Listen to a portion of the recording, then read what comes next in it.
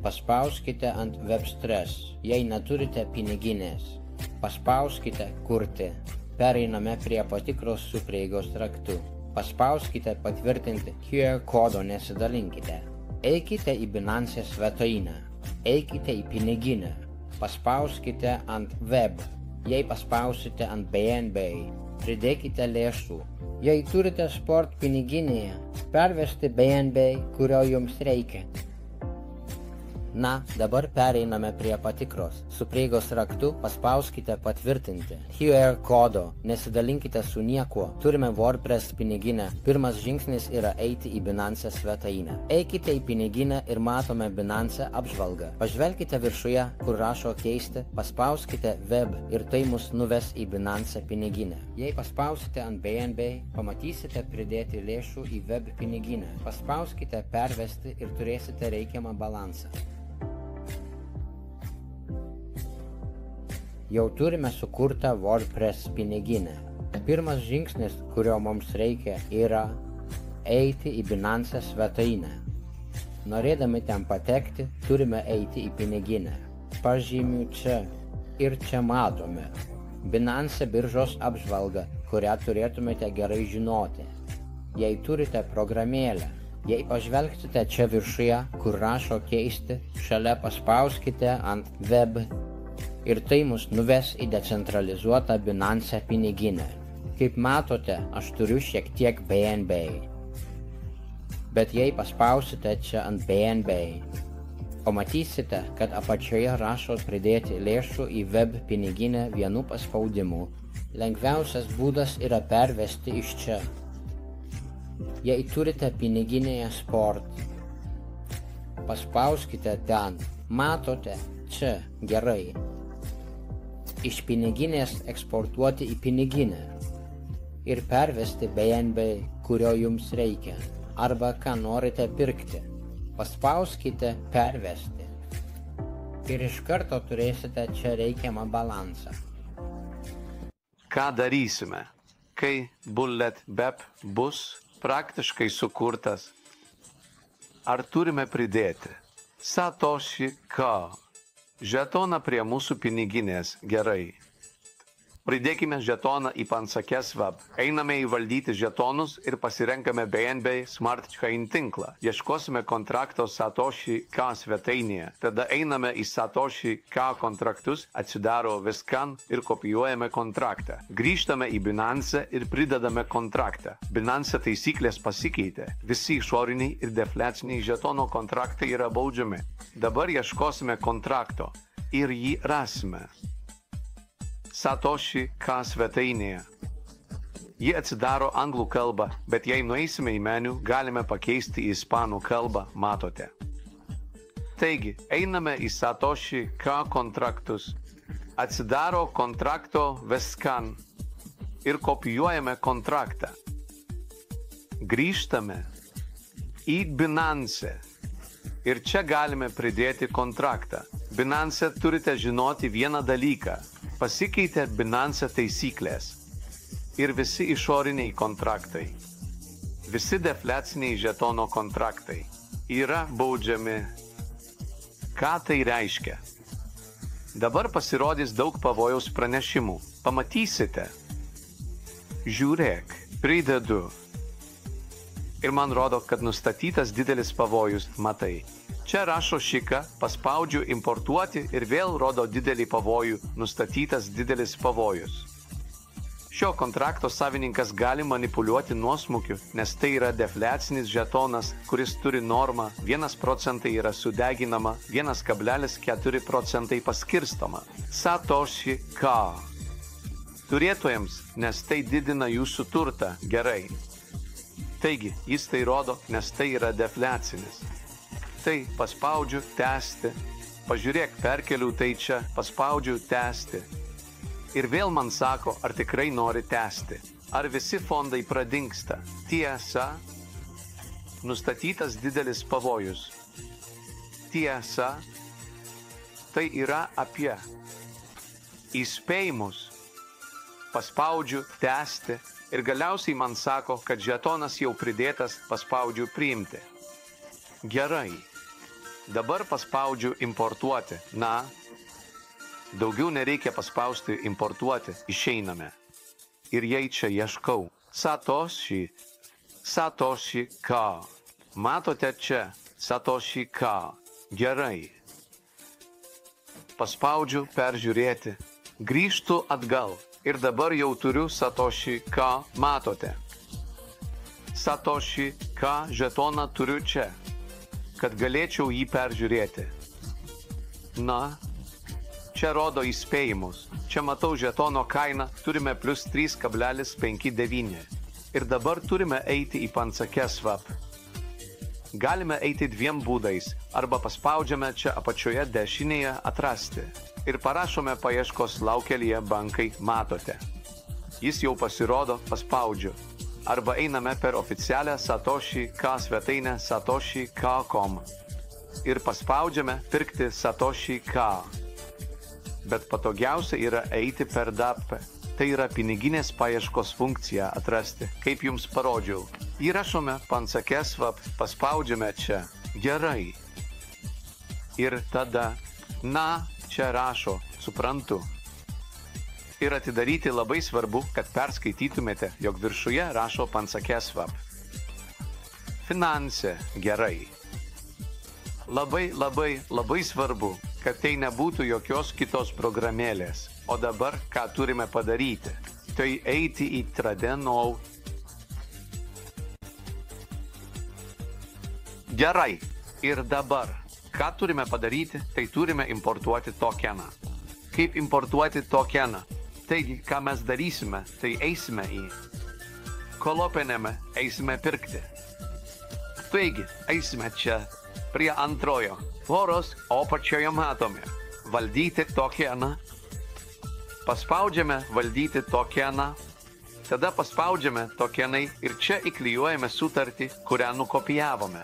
Iš ankstesnio puslapio tai yra sutartis, kurią jau pridėjome prie savo piniginės.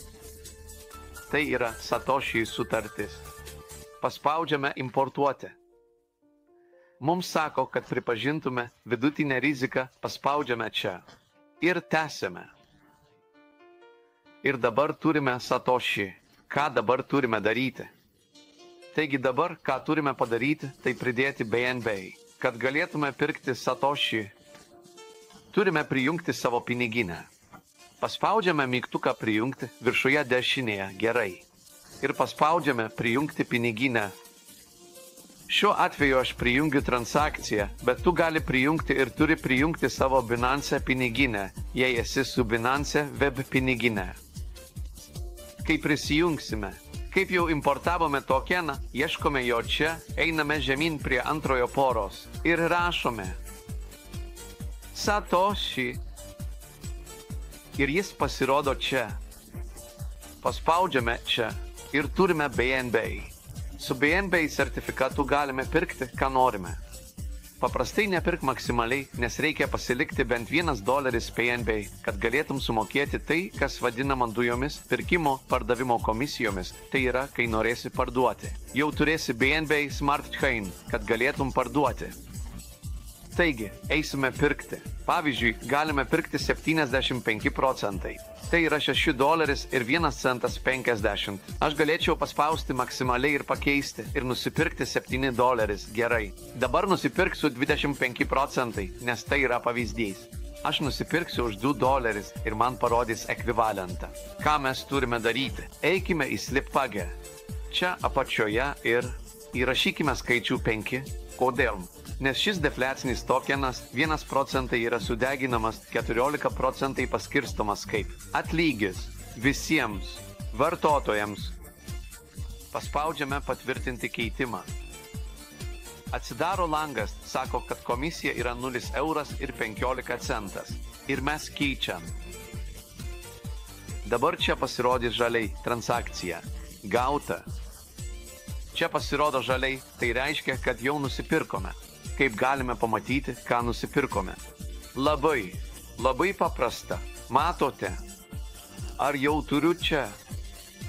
Satoshi balansą. Matote? Satoshi K. Jei aš tai įdėsiu čia, pavyzdžiui, ir paspausiu maksimaliai, jau pamatysiu, kad turime satoshiką, kuriuos nusipirkome ir jie taip pat pasirodys ataskaitoje. Ačiū labai. Labai ačiū. Gerai, spausdinu ant peržiūrėti. Grįžtu atgal. Ir dabar jau turiu Satoshi K.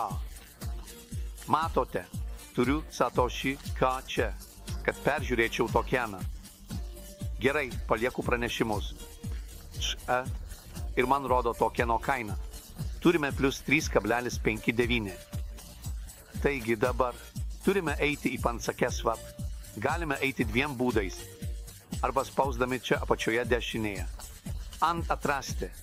Ir rašydami paieškos variklyje. Pansake. Matote, kad jis jau pasirodo. Ir spausdinu. Arba einame per oficialią svetainę satoshi.com ir spausdiname pirkti Satoshi K. Bet patogiausia yra tai, kad iš DAP, tai yra piniginės paieškos variklis, atrasti, kaip jums parodžiau. Įrašome Pansakeswap, spausdiname čia. Gerai. Ir tada jis pasirodo čia. Supratau. Atidarykite. Labai svarbu, kad perskaitytumėte, jog viršuje parašyta Pansakeswap. Finanse. Gerai. Tai labai svarbu, kad tai nebūtų tik dar viena programa. Ir tada tai, ką turime padaryti. Dabar yra pereiti prie prekybos dabar. Gerai, dabar ką turime padaryti, tai importuoti tokeną. Kaip importuoti tokeną? Taigi, ką mes darysime? Tai eiti į Colopener. Eisime pirkti. Taigi, einame čia prie antrojo poros, o apačioje parašyta mažiau tokenų. Spausdame ant mažiau tokenų. Spausdame ant tokeno. Ir čia įklijuojame kontraktą, kurį kopijavome iš ankstesnės puslapio. Tai yra Satoshi kontraktas. Spausdame importuoti. Jis sako, kad turime pripažinti vidutinį rizikos lygį. Spausdame čia ir tęsiame. Dabar turime Satoshi. Tai yra tai, ką turime padaryti dabar. Taigi dabar, ką turime padaryti? Tai pridėti BNB. Pirkti Satoshi. Turime prisijungti prie savo piniginės. Spausdame prisijungimo mygtuką viršuje dešinėje. Gerai. Ir spausdame prisijungti piniginę. Šiuo atveju aš jungiu sandorį, bet tu gali prisijungti ir turi prisijungti prie savo Binance piniginės. Gerai. Jei naudojasi Binance internetinę piniginę. Dabar turime Satoshi. Tai yra tai, ką turime padaryti dabar. Taigi dabar. Ką turime padaryti? Tai pridėti BNB, pirkti Satoshi. Turime prisijungti prie savo piniginės. Spausdame prisijungimo mygtuką viršuje dešinėje. Gerai. Ir spausdame prisijungti piniginę. Šiuo atveju aš jungiu sandorį. Bet tu gali prisijungti. Ir turi prisijungti prie savo Binance piniginės. Gerai. Jei naudojasi Binance internetinę piniginę, kai prisijungsime, kadangi importavome tokeną, ieškome jo čia. Nusileidžiame prie antrojo poros ir rašome Satoshi K. Ir jis pasirodo čia. Spausdame čia ir turime BNB. Su BNB sertifikatu galime nusipirkti, ką norime. Dažniausiai neperkame. Nes turi turėti bent $1 BNB, kad sumokėtum už tai, kas vadinama dujomis, pirkimo ir pardavimo mokesčiais. Tai yra, kai nori parduoti. Jau turi BNB Smart Chain, kad galėtum parduoti.